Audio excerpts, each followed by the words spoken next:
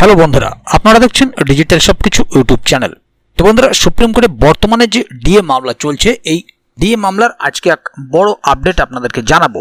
এই ডিএ মামলায় শুনানির আগেই একাধিক গুরুত্বপূর্ণ নথি সংযুক্ত হলো।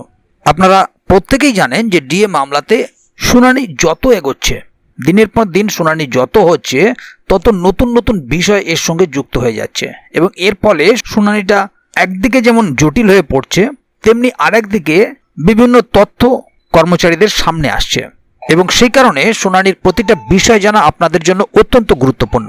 আর এবারে মামলার সঙ্গে ঠিক কি কি যুক্ত হলো সেগুলো জানা আপনাদের জন্য অতি অবশ্যই খুবই দরকারি।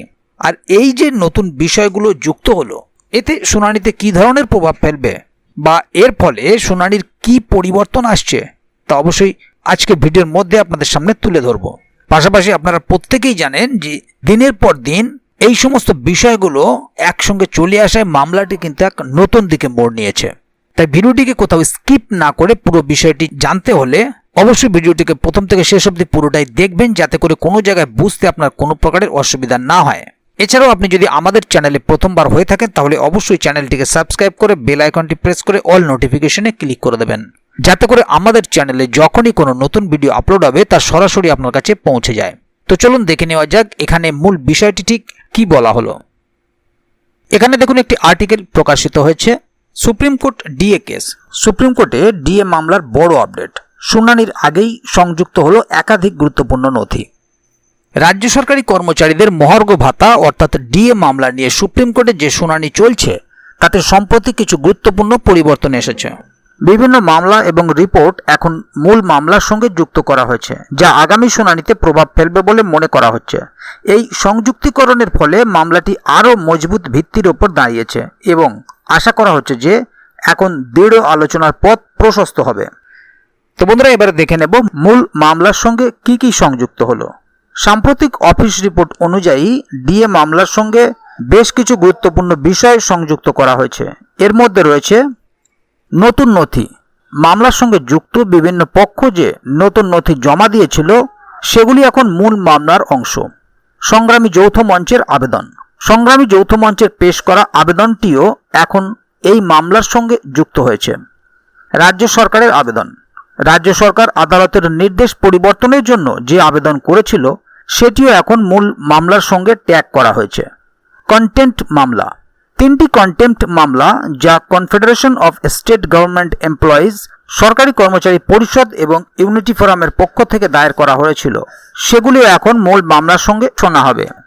দেখে নেব এই সংযুক্তিকরণের প্রভাব কি। এই সমস্ত বিষয় একসঙ্গে আসায় মামলাটি একটি নতুন দিকে মোড় নিয়েছে। এতদিন ধরে যে বিষয়গুলি আলাদাভাবে আলোচিত হচ্ছিল, সেগুলি এখন একসঙ্গে শোনা হবে। এর ফলে মামলার শুনানি আরও দ্রুত এবং নির্দিষ্ট পথে এগোবে বলে মনে করা হচ্ছে। বিভিন্ন সংগঠন এই পরিবর্তনকে স্বাগত জানিয়েছে এবং তারা আশাবাদী যে এর ফলে ডিএ মামলার নিষ্পত্তি দ্রুত হবে এবং রাজ্য সরকারি কর্মচারীরা তাদের প্রাপ্য অধিকার পাবেন। আগামী দিনের প্রত্যাশা। আগামী 26শে আগস্ট মামলার পরবর্তী শুনানি রয়েছে।